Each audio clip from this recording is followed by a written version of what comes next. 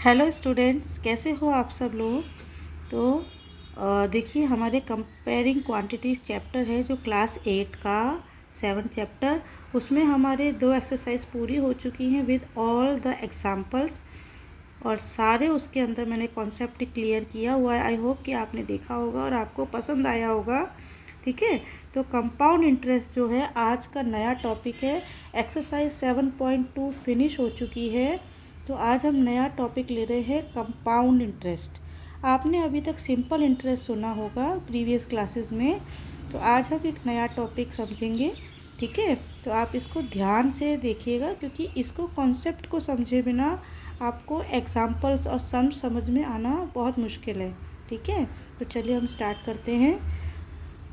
You might have come across statements like 1 year interest for FD, fixed deposit in the bank at 9% per annum, और saving account with interest 5% per annum. देखिए, आपने generally आपने ये चीज़ सुना होगा, आपके आसपास घर में बातें होती हैं ना, कि देखिए कि भाई अगर हमारे पास कुछ अमाउंट है और हमने उस अमाउंट को फिक्स डिपॉजिट में रख दिया, यानी हमारे पास कुछ कुछ पैसे हैं, कुछ रुपए हैं, कुछ मनी है जो हमारे अभी फ़िलहाल काम की नहीं है, तो हमने उसे बैंक में फ़िक्स में रख दिया, जिसमें एक पर्टिकुलर टाइम के लिए हम उसको नहीं निकाल सकते, है ना। तो जैसे 1 साल के लिए, 6 मंथ के लिए, आपकी अपनी मतलब मर्जी के ऊपर डिपेंड करता है। ठीक है, तो अगर मान लीजिए इसमें 1 साल के लिए आपने उसे फिक्स कर दिया बैंक में, ठीक है, तो बैंक आपको 9 जो है 9% यानी 9% हर साल, एनम मतलब हर साल आपको देगी। या फिर सेविंग अकाउंट जो होते हैं, जिसमें से हम लोग पैसे डालते रहते हैं, निकालते रहते हैं, उसमें हमको 1 साल में 5 जो होता है, जो 5% यानी कि 5% हमको मिलता है सेविंग अकाउंट पे। यह आपने सुना होगा। ठीक है, अब देखिए, सबसे पहले हम इंटरेस्ट को समझ लेते हैं। Interest is the extra money paid by institutions like banks or post office on money deposited kept with them। यानी इंटरेस्ट जो होता है वो एक ऐसा अमाउंट, ऐसी जो एक मनी होती है जो हमारा पैसा जो हम बैंक में या पोस्ट ऑफिस में रखने को देते हैं ना एक टाइम के लिए, तो उस टाइम के हिसाब से हमें कुछ एक्स्ट्रा रुपीज़, हमारे पैसे ही हमको हमारे पैसे रखने के लिए बैंक हमें कुछ एक्स्ट्रा मनी देती है, उसे बोलते हैं इंटरेस्ट। या फिर कई बार कुछ लोग होते हैं हमारे आसपास के, जिनसे हम पैसे उधार लेते हैं, तो वो हमें ऐसे ही तो नहीं देंगे ना उधार, उनको उनका भी फ़ायदा चाहिए, तो वो हमसे उसके बदले में कुछ अमाउंट वो हमसे लेते हैं, उसे भी हम इंटरेस्ट कहते हैं। ये डिपेंड करता है कि कोई आपसे ज़्यादा अमाउंट लेता है, कोई कम पैसे लेता है ना, सबकी अपनी अपनी मतलब उस स्थिति के ऊपर होता है। We already know how to calculate simple interest. देखिए, आपने प्रीवियस क्लास में 6 में 7 में इससे रिलेटेड क्वेश्चंस आते ही हैं कि सिंपल इंटरेस्ट क्या होता है। चलिए, अब हम एग्जांपल नंबर 7 पे चलते हैं।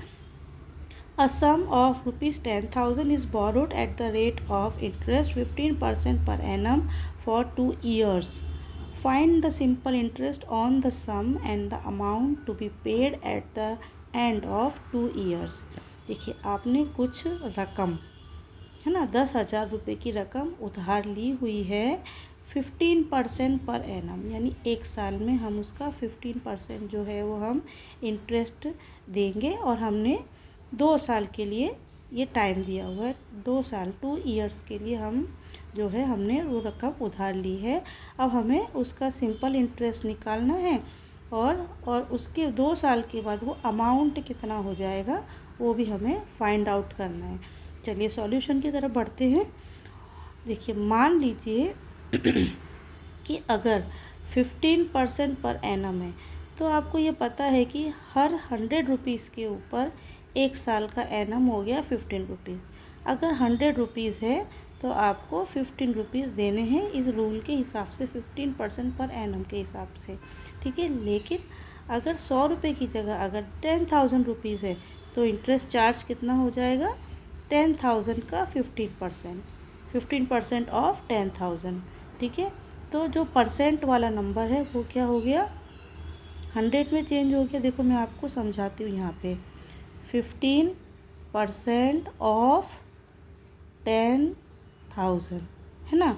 तो जो परसेंट वाला नंबर है वो यहाँ पे आ गया 100 में, और ऑफ हो गया मल्टीप्लाई में, और 10,000 तो 10,000 है ही। अब यहाँ देखिए 2 ज़ीरो से हम 2 ज़ीरो काट देंगे और 15 मल्टीप्लाई 100 करेंगे तो 1500 हमारे पास आंसर आ गया। ये क्या आया है, ये 1 साल का इंटरेस्ट आया है 10,000 रुपीज़ का। 10,000 रुपीज़ का ये 1 साल का इंटरेस्ट आया है 1500। तो अब हमको इंटरेस्ट, तो हमको सवाल क्या बोल रहा है, 2 साल का, तो हमें तो 2 ईयर्स का निकाला है। Interest for 2 year equal to, अब ये 1 साल का है, इसमें हम 2 से मल्टीप्लाई करेंगे तो हमारे पास 2 साल का इंटरेस्ट आ गया। तो 1500 मल्टीप्लाई 2 इक्वल टू 3,000 रुपीज़ है ना। तो देखिए amount to be paid at the end of the year, देखिए अमाउंट का मतलब होता है वो रकम जो हमने उधार ली थी और उस रकम पे जो इंटरेस्ट हो गया वो, उन दोनों का टोटल मिलाने पर होता है अमाउंट। तो प्रिंसिपल अमाउंट जो हमने उधार ली थी वो कितनी थी, 10,000 रुपीज़, और 3,000 रुपीज़ हो गए 2 साल का ब्याज, हिंदी में ब्याज कहते हैं, इंटरेस्ट। तो ये टोटल मिला के हमें 13,000 रुपीज़ देने पड़ेंगे 2 साल के बाद। ठीक है, इस तरीके से ये हमने पहला एग्ज़ाम्पल सॉल्व किया है। अगर ये आपको समझ में आया हो अच्छे से, आपको देखिए कई बार क्या होता है एक बार में समझ में नहीं आता है ना, तो आप वीडियो को 2 बार 3 बार आप देख सकते हो। जनरली क्या होता है स्कूल में ट्यूशन में हमको मैम से डर लगता है, टीचर से बोलने में क्या फिर से समझाइए, लेकिन वीडियो का फ़ायदा क्या है, आप कितनी बार पॉज करो, वहाँ तो आपको कौन ही डांटने वाला है ना। तो आप बार बार देख के समझ सकते हो। जब तक समझ में ना आए तब तक आपको छोड़ना नहीं चाहिए, क्योंकि कॉन्सेप्ट को समझना बहुत इम्पोर्टेंट होता है। ठीक है, तो अगले वीडियो में मिलते हैं नेक्स्ट एग्जाम्पल के साथ। Till then bye bye.